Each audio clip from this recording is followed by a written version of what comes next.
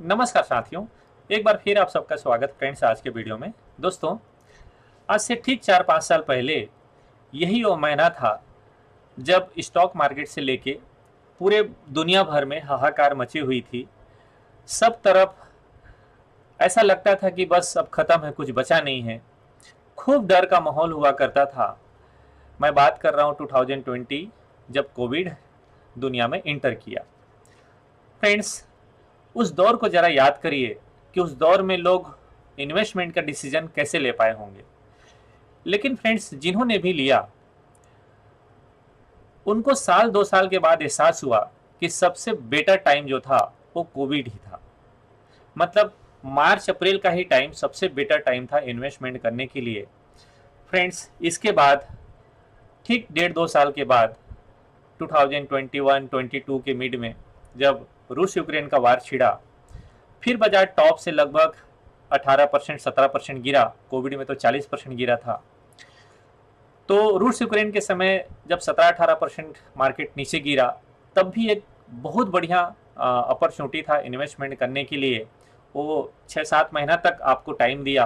Covid में तो 2-3 महीना से ज़्यादा टाइम मिला नहीं, लेकिन रूस यूक्रेन के वार के समय काफ़ी लंबा टाइम, काफ़ी लंबा पीरियड मिला इन्वेस्टमेंट करने के लिए, सोचने के लिए, डिसीजन लेने के लिए।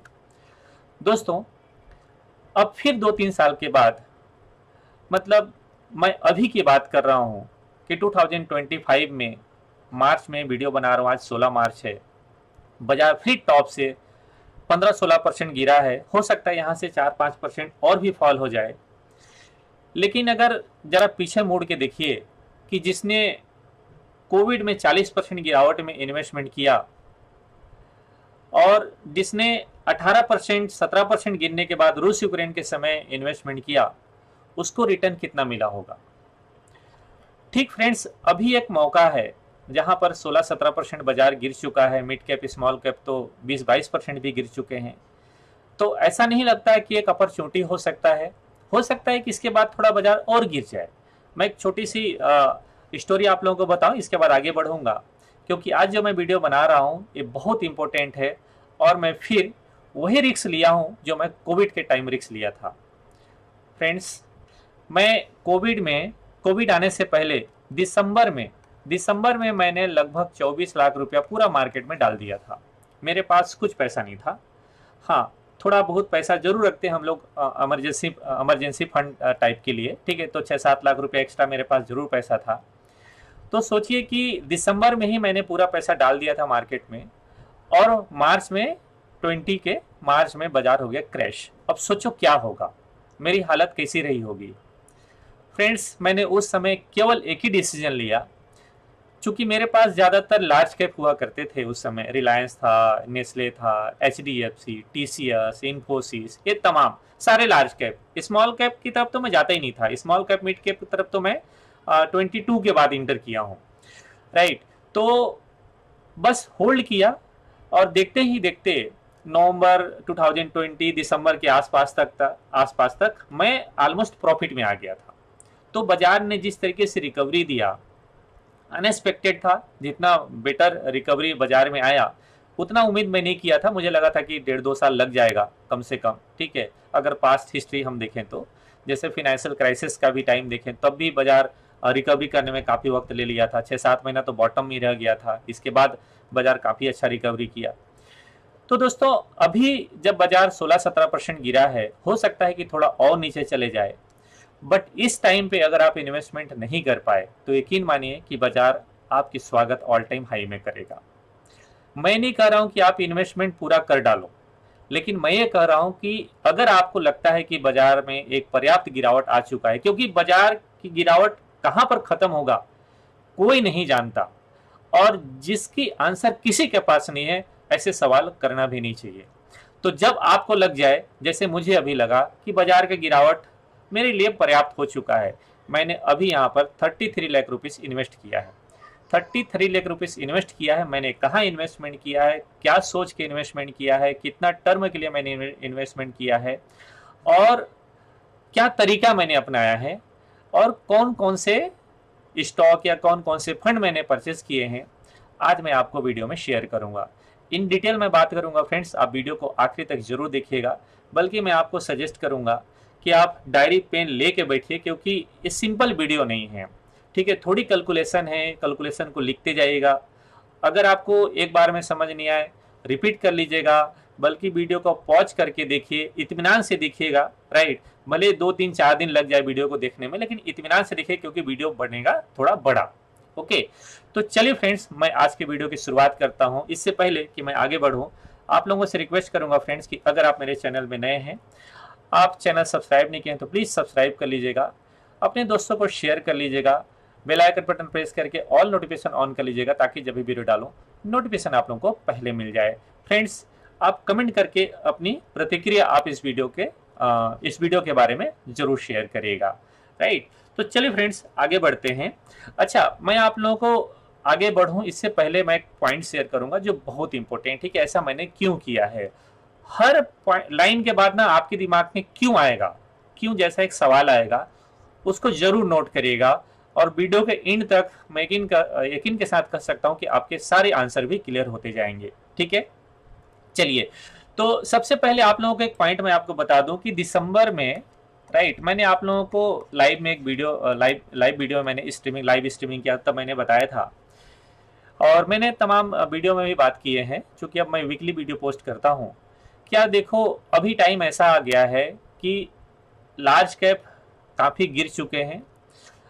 अगर अब गिरावट शुरू होगा तो गिरावट शुरू होगा स्मॉल कैप मिड कैप में। आप यकीन मानिए, जिस दिन से मैंने बात की है थोड़ा सा ऊपर गया था, इसके बाद बाजार वहीं से धराशायी हुआ है और 18-20% वहां से बाजार गिर गया। मतलब स्मॉल कैप मिड कैप की बात कर रहा हूँ। मैंने बताया था कि अपने जो पोर्टफोलियो उसको शिफ्ट करिए, तो मेरे पास कुछ मिड कैप के म्यूचुअल फंड थे, मैंने उसको भी निकाला। जनरली म्यूचुअल फंड को हम निकालने के लिए नहीं बोलते, लेकिन मैंने क्यों निकाला है, ठीक है, वो मैं आप लोगों को बताऊंगा अभी। तो स्मॉल कैप मिड कैप का कुछ म्यूचुअल फंड थे मेरे पास, 2-3 म्यूचुअल फंड थे, उनमें से मैंने कुछ निकाला। कुछ स्मॉल कैप स्टॉक्स थे, उसमें से मैंने निकाला। तो लगभग 40-45 लाख रुपया मैंने मार्केट से बाहर किया, और उसमें से लगभग 33 लाख रुपीस अभी मैं इन्वेस्टमेंट कर लिया हूँ, ठीक है। 30 लाख रुपए यहाँ इन्वेस्ट किया हूँ, ओके, और 3 लाख रुपए का एक मैं फिक्स्ड प्लान लिया हूँ, वो मैं आपको शेयर करूंगा, ठीक है। बहुत ही डायनेमिक तरीके से मैंने इसको इन्वेस्टमेंट किया है, अपने कैपिटल को, आप देखिएगा। और अगर मैं एक लाइन में आपको बोलूं तो इस जो यहाँ इन्वेस्ट किया है 30 लाख रुपए, ये मैंने 20 साल के लिए किया है। 20 साल के लिए किया है। एक मेरा गोल है, गोल अचीव करने के लिए, बच्चों के एजुकेशन के पर्पज से 20 साल के लिए मैंने लमसम इन्वेस्टमेंट किया है, और ये 4 करोड़ का कॉर्पस तैयार होगा, कम से कम 4 करोड़ का, इससे ज्यादा मिल सकता है। ये 4 करोड़ का कॉर्पस तैयार हो जाएगा 20 साल में। केवल वन टाइम इन्वेस्टमेंट मैंने किया है 30 लाख रुपए, ठीक है। और इसमें एक फिक्स्ड प्लान लिया हो, वो मतलब कुल मिला के 33 लाख रुपए, तो 4-4.5 करोड़ के आसपास के कॉर्पस तैयार होगा। इसलिए मैंने इसको इन्वेस्ट किया है, बीच में मुझे इसमें कुछ नहीं करना है, ठीक है। तो चलिए अब सिलसिलेवार आगे बढ़ते हैं। जितने लोग पुराने हैं उन लोगों को पता होगा, मेरे पास लगभग 6-7 फंड हुआ करता था म्यूचुअल फंड का, और मैंने इसको थोड़ा सा रिव्यू किया, और रिव्यू मैंने कराया, ओके, मैंने मोतीलाल ओसवाल से रिव्यू कराया, ओके। एक्चुअली क्या हुआ कि मेरी एक्सचेंज से रजिस्ट्रेशन हुआ। रजिस्ट्रेशन होने के बाद सबसे पहले कॉल मेरे पास मोतीलाल ओसवाल की तरफ से आया, ओके, कि आप क्या करते हो, क्या हमारे साथ ज्वाइन करना चाहोगे। क्योंकि आपको पता है पहले हम लोग जीरोधा अपस्टॉक तमाम जो सब ब्रोकर, मतलब डिस्काउंट ब्रोकर, उनके साथ काम करते थे, ठीक है। फिर एक रूल आया जुलाई में कि आप किसी एक ही ब्रोकर के साथ काम कर सकते हैं, तो मैं जीरोधा प्रीफर किया, तो जीरोधा के साथ मैं अभी भी काम करता हूँ, ओके। फिर मैंने मोतीलाल ओसवाल के साथ ज्वाइन किया, और म्यूचुअल फंड डिस्ट्रीब्यूटर का सर्टिफिकेट लिया। मैं म्यूचुअल फंड डिस्ट्रीब्यूटर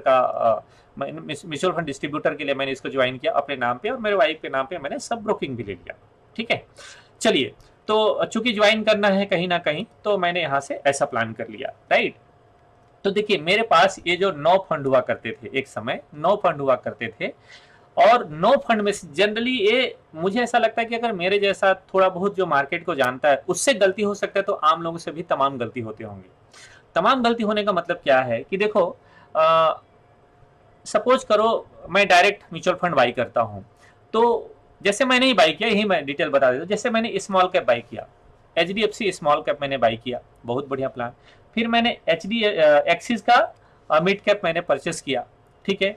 मैंने साथ में ELSS फंड गलती से परचेस हो गया है, बट ये चलेगा क्योंकि ये टैक्स सेविंग फंड है। फिर एक्सिस का ब्लू चिप फंड है, मैं जो बताने वाला हूं अभी आएगा, ध्यान रखिएगा। मिराई एसेट का हाइब्रिड एग्रेसिव फंड है, और एचडीएफसी का इंडेक्स फंड था, मतलब था, ठीक है। फिर ये डिफेंस फंड है, ये मेरे पास अभी भी है, ओके, क्योंकि इसके ऊपर मेरा अपना एक व्यू है, ओके, हो सकता है मैं गलत हो जाऊं फ्यूचर में, नहीं पता। फिर एचडीएफसी का मल्टी एसेट फंड था, इसके बाद जेरोधा का निफ्टी लार्ज 250 फंड था। अब इसमें प्रॉब्लम क्या हुआ पता है, इसमें से 4 फंड ऐसे थे जो एक दूसरे को ओवरलैप कर रहे थे। क्या एक दूसरे को ओवरलैप कर रहे थे, मतलब पूरा इंटायर मार्केट को कवर न करके किसी, मतलब कुछ साइड को ही कवर कर पा रहे थे। इसका मतलब क्या, सपोज करो कि एक क्रिकेट के फील्ड में, ठीक है, 11 प्लेयर होते हैं। कैप्टन क्या करता है कि चौका छक्का रोकने के लिए जहां जहां वो मार सकता है, मतलब जहां जहां से उसके रन ज्यादा आ सकते हैं, ठीक है, बैटर्स का, उन साइड में वो क्या करेगा, उसी हिसाब से बॉलिंग कराएगा, उसी हिसाब से फील्ड को कैप्चर करेगा। अगर एक साइड भी छूट जाए, सपोज करो ये साइड छूट गया, तो बैटर क्या करेगा, तमाम चौका छक्का इधर मारेगा, क्योंकि उसके लिए फ्री है।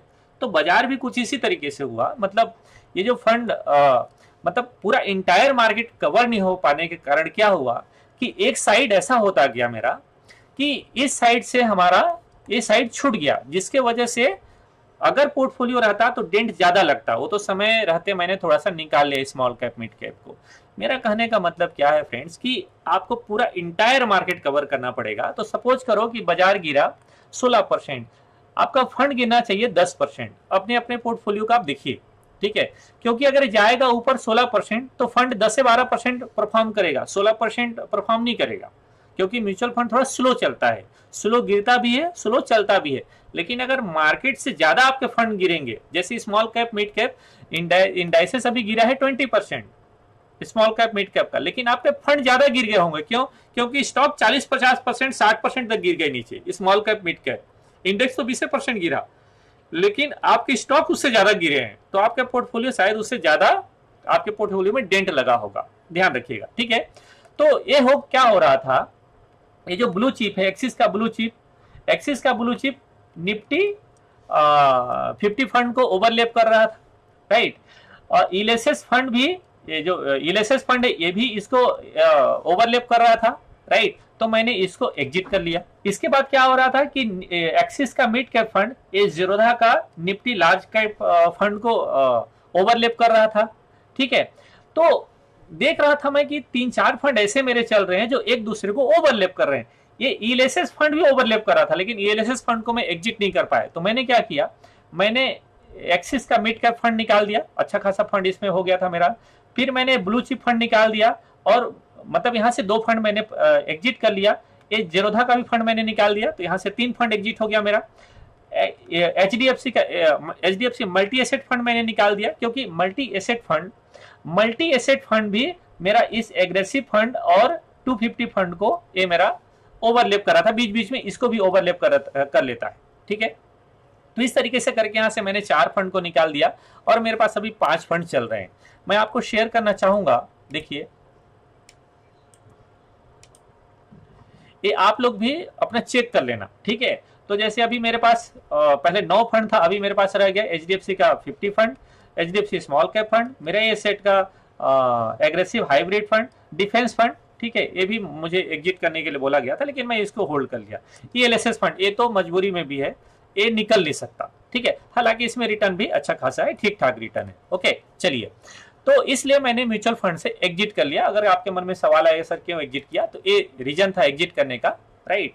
दूसरा रीजन था कि स्मॉल कैप मिड कैप में मेरे पास देखो स्मॉल कैप का भी अच्छा खासा फंड था, मिड कैप का भी अच्छा खासा फंड था। तो मुझे ऐसा लगा कि स्मॉल कैप मिड कैप में रिसेंट में भी रिटर्न थोड़ा कम मिलेगा, ठीक है। इधर भी एक मिड कैप है, तो कोई एक फंड मैं रख लूँ, ज्यादा बेटर है। तो मिड कैप से रखना ज्यादा बेटर मैं समझा कि मुझे स्मॉल कैप रखना चाहिए, तो स्मॉल कैप को मैंने प्रीफर कर लिया।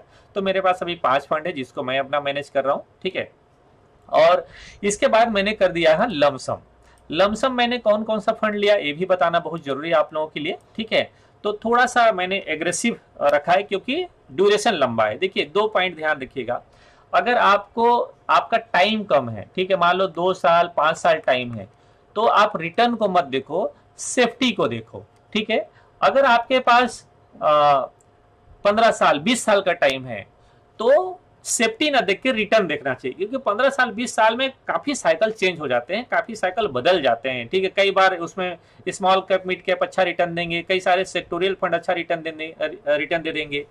अभी जो मैंने डाला हुआ है इसमें थोड़ा सा एक फोकस रखा है, क्योंकि गवर्नमेंट ने अपना व्यू चेंज किया है। गवर्नमेंट 12 लाख रुपए तक का गवर्नमेंट ने टैक्स फ्री रखा है, राइट, कि मतलब 12 लाख 12.5 लाख रुपए तक का इनकम है आपका टैक्स फ्री है। ठीक है, अगर घर में हस्बैंड वाइफ दोनों अच्छे जॉब में है, इसका मतलब 25 लाख रुपए उनके घर में एक टैक्स फ्री पैसा आएगा।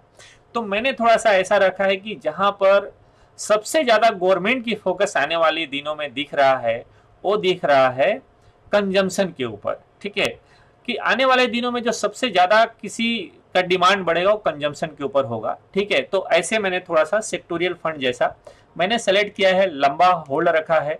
ओके, मतलब लंबा टर्म के लिए मैंने किया हुआ है इसको। तो मैंने कौन कौन सा फंड लिया है आप चाहें तो उसको देख सकते हैं। ठीक है, इसको चाहे तो स्क्रीनशॉट ले सकते हैं। लमसम मैंने इन्वेस्टमेंट किया, सब में 5 लाख 5 लाख 5 लाख 5 लाख इन्वेस्टमेंट किया है, मतलब टोटल मैंने 30 लाख इन्वेस्ट किया है। HDFC मैन्युफैक्चरिंग फंड, हेलियस का फ्लेक्सी कैप, ICICI प्रूडेंशियल का भारत कंजम्पशन फंड, इन्वेस्को का फाइनेंशियल फंड, मोतीलाल ओसवाल का large and mid cap fund और निपोन इंडिया का फार्मा फंड। ये मैंने 6 फंड लिया है, रिसेंट मैंने लिया है। और ये HDFC का मैन्युफैक्चरिंग फंड ये रिसेंट लिस्ट हुआ है।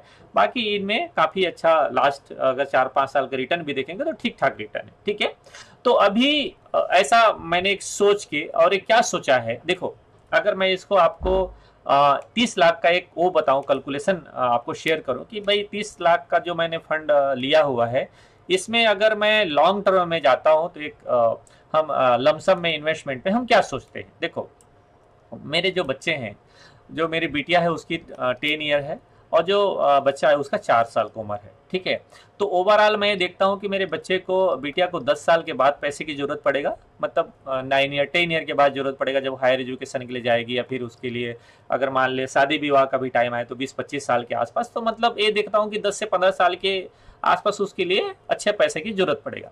इसके लिए 20 साल का अगर मैं समय लेता हूं तो इसको 15-16 साल के बाद एक अच्छा पैसे की जरूरत पड़ेगा। ठीक है, ऑलरेडी मेरे पास दूसरा कॉर्पस भी है, मतलब फंड है, लेकिन अगर इसी फंड का मैं इस्तेमाल करता हूं, इसी फंड के हिसाब से अगर मैं आगे बढ़ता हूं तो मुझे लगभग 15 साल का टाइम मोटा मोटा दोनों के लिए बनेगा। ठीक है, कि मतलब 15 साल के आसपास का मेरा टाइम है। तो 15 से 20 साल का मेरा व्यू है, मेरा विजन है कि कम से कम 15 से 20 साल में लेके चलूं। ठीक है, 15 से 20 साल लेके चलो। गवर्नमेंट का भी फोकस इस तरीके से कि हम विकसित भारत बनाएंगे, मतलब देश 5 ट्रिलियन 6 ट्रिलियन 7 ट्रिलियन डॉलर की तरफ जाएगा। कई सारे रिपोर्ट हम लोग पढ़ते हैं कि 31-32 तक शायद हम 7 ट्रिलियन डॉलर की तरफ पहुंच जाएं। ठीक है, तो ये सारी चीजें एक पॉजिटिव माइंडसेट के साथ मैंने इसको शुरू किया है। ठीक है, तो देखो वन टाइम इन्वेस्टमेंट किया है, और मैंने वन टाइम इन्वेस्टमेंट किया है यहाँ पर 30 लाख रुपए। मैंने 33 बताया ना, ध्यान रखिएगा, वो मैं बाद में बताऊंगा आप लोगों को। तो 30 लाख रुपए मैंने इन्वेस्टमेंट किया यहाँ पर, हो गया 30 लाख, इकाई दहाई सैकड़ा हजार 10,000 लाख 10 लाख। ठीक है, 30 लाख रुपए इन्वेस्टमेंट हो गया। और देखो पिछले जो निफ्टी ने रिटर्न दिया है, वो पिछले 25-30 सालों में निफ्टी ने जो रिटर्न दिया है 14% के CAGR के हिसाब से वो रिटर्न दिया है निफ्टी ने। तो सारे म्यूचुअल फंड का भी जो एक्सपेक्टेड रिटर्न है वो 14% के आसपास का रिटर्न है, 13% 14% के आसपास का रिटर्न है।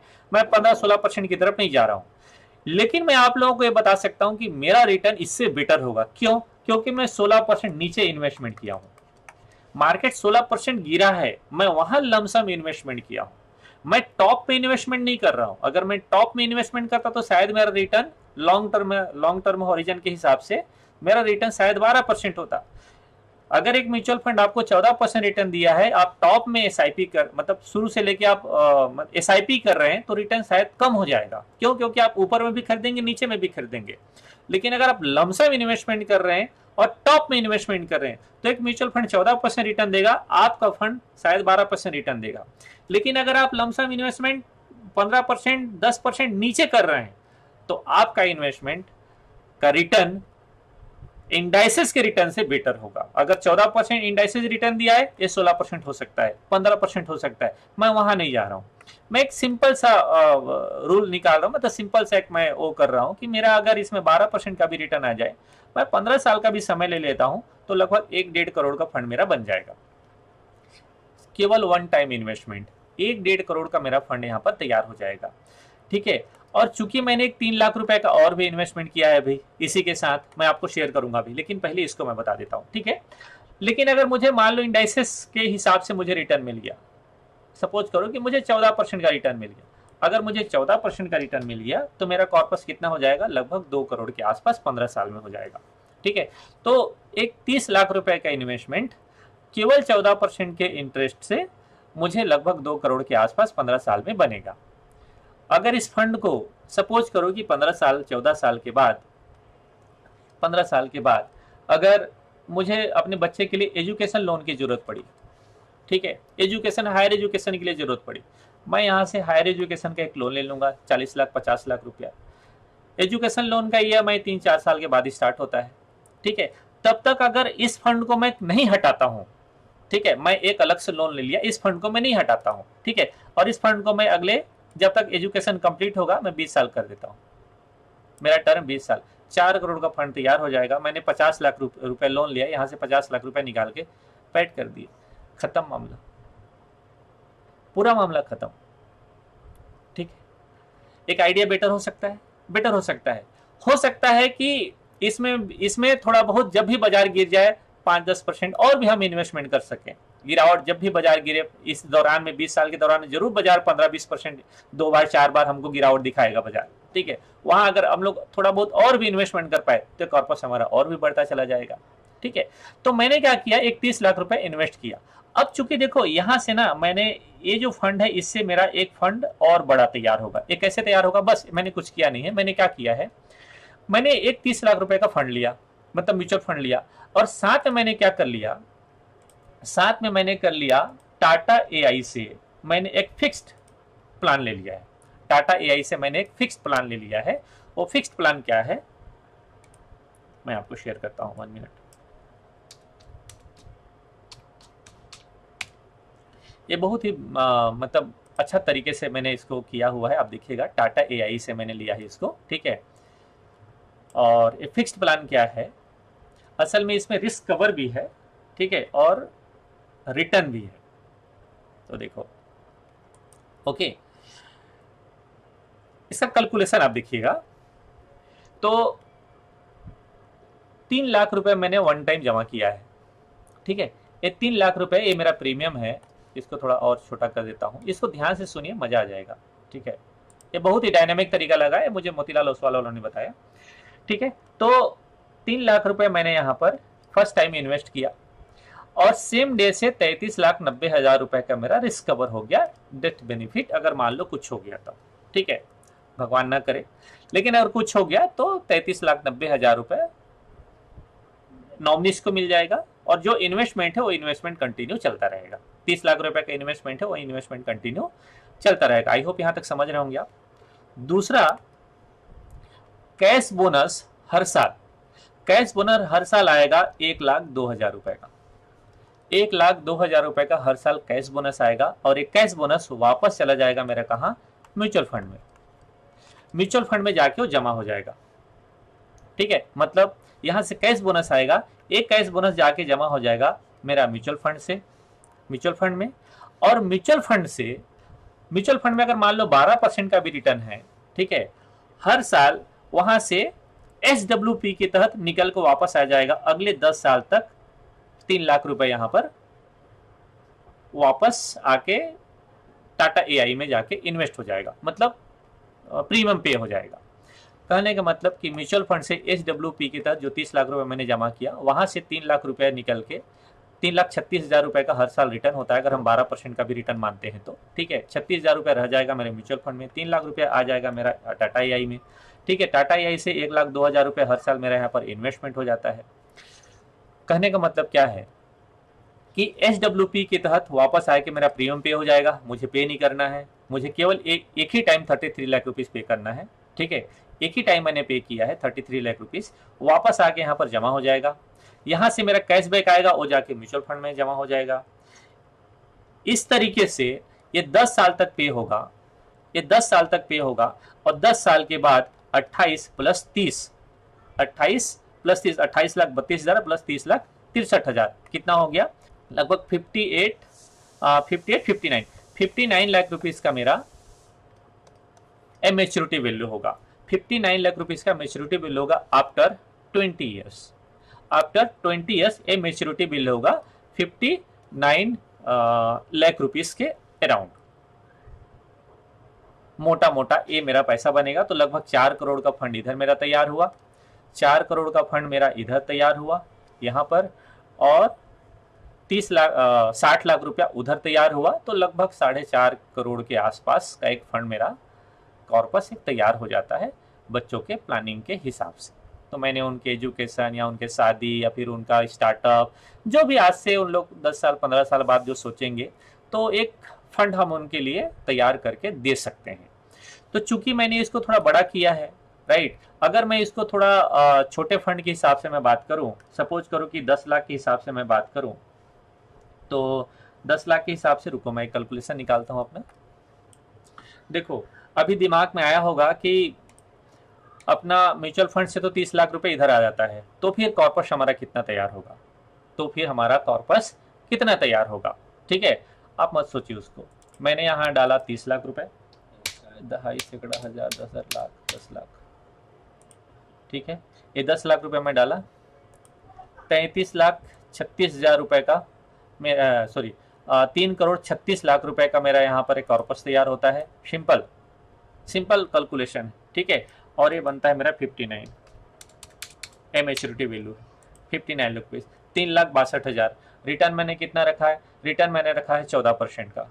रिटर्न कितना रखा है मैंने, जस्ट 14% का। 3 लाख रुपए मैंने डाल दिया फिक्स्ड इनकम में, ठीक है। 30 लाख रुपए डाला लमसम मैंने म्यूचुअल फंड में, ठीक है। 14% के इंटरेस्ट से 3 करोड़ 62 लाख का मेरा एक कॉर्पस तैयार होता है, ठीक है। रिटर्न अगर मुझे ज्यादा मिल गया, वेल एंड गुड। रिटर्न अगर कम हो गया तो मुझे लगता है ठीक है, थोड़ा सा यहाँ से फंड कम मिल जाएगा। अगर मान लो 12% का रिटर्न मिलता है, सपोज करो 12% का रिटर्न मिलता है, हम बहुत ज़्यादा नहीं बोलते हैं, लेकिन मान लो कि 12% का रिटर्न मिलता है, कोई बात नहीं। अगर हम इसको 12% का कैलकुलेशन कर लें तो मेरा 2 करोड़ 67 लाख का वन टाइम इन्वेस्टमेंट है। वन टाइम इन्वेस्टमेंट है, मुझे लगता है कि ठीक है यार, 9 टाइम 10 टाइम एक इन्वेस्टमेंट का तो लगभग अगर 269 होता है टोटल इन्वेस्टमेंट, ठीक है। तो ठीक है, 33 लाख रुपए मैंने जमा किया है। 33 लाख रुपए जमा किया है, 8 टाइम 9 टाइम अगर मुझे पैसा मिल रहा है 8 से 10 साल में, तो भी इनफ है। मैं बहुत ज़्यादा अभी नहीं सोच रहा हूँ, लेकिन अगर जैसे अच्छे जगह से मैंने इन्वेस्टमेंट किया है तो हो सकता है कि हमारा एक रिटर्न हमको मार्केट से ज़्यादा अच्छा मिल जाए।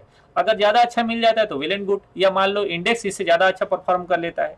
सपोज करो इंडेक्स अभी जिस तरीके से पिछले 10 सालों में चला है या पिछले 15 सालों में जिस तरीके से मार्केट चला है, हो सकता है इससे बेटर मार्केट चले आने वाले दिनों में, ठीक है। गवर्नमेंट कुछ ज़्यादा अच्छा डिसीजन ले ले, मान लो कि 6 ट्रिलियन 7 ट्रिलियन डॉलर की तरफ हम जाते हैं, तो स्वाभाविक है कि हमारा रिटर्न थोड़ा सा इससे ज़्यादा बेटर होगा। तो तब भी मैं वो सारी चीज़ें मैं नहीं सोच रहा हूँ। मैं जस्ट इतना सोच रहा हूँ कि अगर मेरा एक मतलब रिटर्न है कंजर्वेटिव साइज में भी 12% सोचता हूँ, तो भी 2.5 से 3 करोड़ के आसपास का मेरा कॉर्पस तैयार हो जाता है। मुझे नहीं लगता है कि कम है, मुझे नहीं लगता है कि कम है। बाकी हाँ, ऐसा नहीं कि आपको रातों रात दे देगा, एक लंबा टाइम आपको लगेगा, लंबा हॉरिजन लगेगा आपको इस फंड को रखने के लिए। तो सपोज करो कि मान लो किसी ने 10 लाख रुपए का फंड तैयार किया, मतलब सपोज करो 10 लाख रुपए का इन्वेस्टमेंट किया, ठीक है। ये 10 लाख रुपए का इन्वेस्टमेंट किया है, कितना हुआ, 1 2.5 सैकड़ा, 1000, 10,000, लाख, 10 लाख, ठीक है। 10 लाख रुपए का हमने इन्वेस्टमेंट किया है। 9 लाख रुपए का म्यूचुअल फंड डाल दिए, ठीक है। 9 लाख रुपए का हमने म्यूचुअल फंड, 9 लाख रुपए का हमने म्यूचुअल फंड डाल दिया। 1 लाख रुपए का हमने डाल दिया फिक्स्ड इनकम, ठीक है। 1 लाख रुपए में से 30,000 रुपए हर साल चले जाएगा इसमें निकल के, किसमें, 30,000, जैसे अरे 30,000 जाना यार हर साल यहाँ, तो भी 1.5 करोड़, 1 करोड़ 15 लाख का कॉर्पस, माफ करो यार, सॉरी, ये जाएगा 23 लाख, इसका रिटर्न आता है 23 लाख, तो 79 लाख रुपीज का एक साल। अगर मान लो कोई 10 लाख रुपए का इन्वेस्टमेंट कर लेता है तो 79 लाख रुपीज का 12% के इंटरेस्ट से, 12% के इंटरेस्ट से मतलब 8 टाइम उसका पैसा ग्रोथ करता है।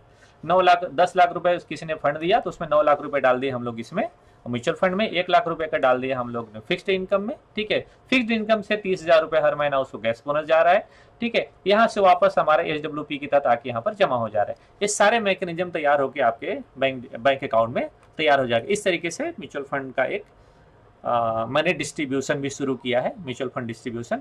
तो हमने इस तरीके से एक प्लान किया है। अगर आपको लगता है तो आप मुझसे बात कर सकते हैं, ठीक है। मैं नीचे यहाँ पर नंबर लिख देता हूँ अपना, तो इस नंबर में आप कांटेक्ट कर सकते हैं। ईमेल आईडी पे मुझे मेरा ईमेल आईडी भी शेयर कर देता हूँ। ईमेल आईडी से भी आप मुझे कांटेक्ट कर सकते हैं और अपना क्वेरी पूछ सकते हैं। जितना बेटर होगा मैं आपके गोल अचीव करने का एक प्लान आइडिया शेयर कर सकता हूँ, ठीक है। तो लेकिन ये 10 लाख से नीचे का नहीं है प्लान, ठीक है। मतलब इसको मैं 10 लाख से नीचे का नहीं करता, लेकिन म्यूचुअल फंड आप 1,000 रुपये, 5,000, 250 रुपये से शुरू कर सकते हैं, जितना भी करना चाहें। मैं कहूँगा कि अगर मान लो आपने कम फंड तैयार किया हुआ है, सपोज करो 12% का है, ठीक है। अगर 14% होता है तो कितना होगा? अगर मान लो 14% का इंटरेस्ट आता है तो कितना होगा? 10 लाख रुपए का। 10 लाख रुपए का मेरा वैल्यू बनेगा 1,06,00,000 रुपये। तो भी ठीक है, 1,06,00,000 रुपए 10 टाइम का रिटर्न मिल रहा है, इनफ है। एक बच्चे का एजुकेशन, एक बच्चे का स्टार्टअप, एक बच्चे का बिजनेस, एक बच्चे का शादी ब्याह, एक बच्चे का घर तैयार हो सकता है, वन टाइम इन्वेस्टमेंट। तो ये उनके लिए, मान लो जिसका उम्र 40 साल है, 40 साल के आसपास से उसका एक बच्चा या 2 बच्चे हैं, तो उनके लिए ये आइडिया बहुत बेटर है। जैसे मेरा उम्र 43 ईयर्स है, ठीक है। तो मैं इसी हिसाब से मैंने प्लान किया है। ये प्लान ही इसी उम्र के हिसाब के आसपास के, जैसे एज लिमिट 44 साल के आसपास का है, तो इसी हिसाब से हमने प्लान किया हुआ है, ठीक है। तो चाहे तो इस तरीके का चीजें, इस तरीके का प्रोडक्ट आप अपना भी यूज कर सकते हैं, अपने लोगों को, नियर डियर को भी करवा सकते हैं, ठीक है। उनको बता सकते हैं और मेरा नंबर आप चाहें तो लोगों को शेयर कर सकते हैं फ्रेंड्स, ठीक है। और अपना कोई क्वारी है तो आप मुझे यहाँ पर पूछ सकते हैं, ठीक है। मैंने इसमें थोड़ा सा एक और काम किया है। देखो अभी मेरा ना महीने का SIP है लगभग 2 लाख के आसपास, ठीक है। 2 लाख के SIP है। मैंने यहाँ पर SIP, इस जो ये फंड है इसमें मेरा 2 लाख के आसपास SIP चलता था। बीच में मैंने थोड़ा ज़्यादा कर दिया था, 3-4 के आसपास में SIP कर दिया था। अभी मैंने SIP कम कर दिया है लगभग। देखो मतलब इसमें 1,60,000 का ये चारों फंड में मेरा महीना जाता है, ठीक है। कहाँ गया फंड? ये जो फंड है 1,60,000 का मेरा महीना जाता है, ठीक है। 1,60,000 मेरा महीना जाता है अभी। चूंकि ऐसा लगता है कि मार्केट यहाँ पर बॉटम भी बना रहा है, तो गिरावट में मैंने तमाम खरीद चुके हैं जितना मुझे खरीदना था, ठीक है। म्यूचुअल फंड भी मैंने काफ़ी यहाँ पर बाई किया है। और मैंने क्या किया है कि ये जो है 30 लाख का फंड, इसमें मैं चाह रहा हूँ कि 6 फंड है, इस 6 फंड में 1,000 रुपये का SIP कर देना चाहता हूँ। 14% 20 ईयर, तो लगभग 70 लाख रुपए के इधर बन जाएगा। तो एक SIP इधर अपन शुरू कर सकते हैं। 6 फंड में 1,000 रुपये का महीना SIP कर दो तो 60-70 लाख रुपए ये बन जाता है, हमारा एक अच्छा कॉर्पस तैयार हो जाता है। तो फ्रेंड्स इस तरीके से मैंने ये प्लान किया हुआ है और उम्मीद करता हूँ कि मैं आगे कंटिन्यू कर पाऊँगा। अगर हम इसको बेटर कर पाए, जितना बेटर कर पाए उतना बेटर है। मैं कहूँगा कि देखो बाजार गिरा हुआ है, अगर आप अभी शुरू करना चाहते हैं तो बहुत बेटर है। अपने नियर डियर खुद भी आप इन्वेस्टमेंट करें अगर नहीं किए हैं तो, बल्कि एक आध नया फंड भी आप ऐड कर सकते हैं अभी। बट इतना ध्यान रखना है कि वो ओवरलेप नहीं होना चाहिए कि पहले से फंड है। मैंने अभी 1.5-2 महीना के दौरान जितने लोगों से भी मिला है, मैंने उनमें से 90% लोगों को देखता हूं कि उनका पोर्टफोलियो ना एक दूसरे, मतलब उनका जो म्यूचुअल फंड का पोर्टफोलियो हो एक दूसरे को ओवरलेप कर रहा है। 90% लोगों का ओवरलेप कर रहा है। और मैं ज़्यादा इसलिए कहता हूँ, मैंने खुद भी अपना पोर्टफोलियो को ओवरलेप करा लिया था। तो जो कुछ नहीं जानते हैं, जो केवल इन्वेस्टमेंट करते हैं, उनका तो ओवरलेप पक्का होता होगा। तो अपना पोर्टफोलियो को जरा चेक करिएगा, इस माध्यम से कम ये आइडिया लग जाएगा आप लोगों को फ्रेंड्स, ठीक है। तो मैं उम्मीद करूंगा कि आप लोग भी इन्वेस्टमेंट शुरू कर रहे होंगे या शुरू करने का प्लान कर रहे होंगे। प्लान कर रहे हैं तो जल्दी करिए, क्योंकि यही टाइम है और ये टाइम बहुत अच्छा टाइम है। इन्वेस्टमेंट करने का इससे बेटर टाइम नहीं हो सकता। गिरावट में अगर आप इन्वेस्टमेंट कर पाए फ्रेंड्स, तभी आपका जो कैपिटल है वो उसमें ज़्यादा अच्छा रिटर्न मिलेगा। जो आपका इन्वेस्टमेंट है उसमें आपको बेटर रिटर्न मिलेगा, मार्केट आपको अप्रिशिएट करेगा अगर आप गिरावट में इन्वेस्टमेंट कर पाए तो। जनरली अभी हम लोग कुछ रिपोर्ट पढ़ रहे हैं, आप लोग भी पढ़ते होंगे कि अभी तमाम म्यूचुअल फंड अभी SIP खाता बंद हो रहे हैं। खाता बंद होने का एक मेन कारण ये भी हो सकता है कि बाजार अभी गिरा हुआ है, लोग डर रहे हैं। सबको ना बाजार, मतलब जो नहीं जानते हैं चीज़ों को कि मार्केट की जो जहाँ बाजार बेटर रिटर्न देता है, ठीक है। एक मैंने कहीं कहावत सुनी थी कि बुल मार्केट फुलिश इन्वेस्टर तैयार करता है और बियर मार्केट स्मार्ट इन्वेस्टर तैयार करता है। तो आपको स्मार्ट बनना है, स्मार्ट इन्वेस्टर बनना है, गिरावट में इन्वेस्टमेंट करने का प्लान करना है, तो मैं कहूँगा कि इस टाइम से बेटर टाइम आपको मिल नहीं सकता। मैं नहीं कर रहा हूँ कि मार्केट का बॉटम यही होगा, मार्केट का बॉटम नहीं पता कहाँ होगा, लेकिन जहां भी होगा इसी आसपास होना चाहिए फ्रेंड्स, राइट। तो चलिए फ्रेंड्स, आज के वीडियो कहीं पर करते हैं वाइंड अप। वीडियो काफी बड़ा बन गया है, आशा करता हूँ वीडियो आपको अच्छा लगा होगा। जो भी क्वेरी होगा आप मुझे कॉल कर सकते हैं, और ईमेल आईडी है, ईमेल आईडी में भी आप क्वेश्चन पूछ सकते हैं। मैं जितना संभव होगा आप लोगों को रिप्लाई जरूर करूंगा। मैं तुरंत अगर फोन पिक नहीं कर पाया तो मैं आपको देर में रिप्लाई करूंगा, लेकिन रिप्लाई जरूर करूंगा। व्हाट्सअप भी कर सकते हैं, सेम नंबर में व्हाट्सअप भी है फ्रेंड्स। तो चलिए वीडियो कहीं पर वाइंड अप करते हैं। आशा करता हूँ वीडियो आपको अच्छा लगा होगा। फ्रेंड्स को जरूर शेयर करिएगा और अपने कमेंट करके प्रतिक्रिया आप जरूर शेयर करिएगा फ्रेंड्स। चलिए मिलते हैं नेक्स्ट वीडियो में, तब तक के लिए नमस्कार, जय हिंद।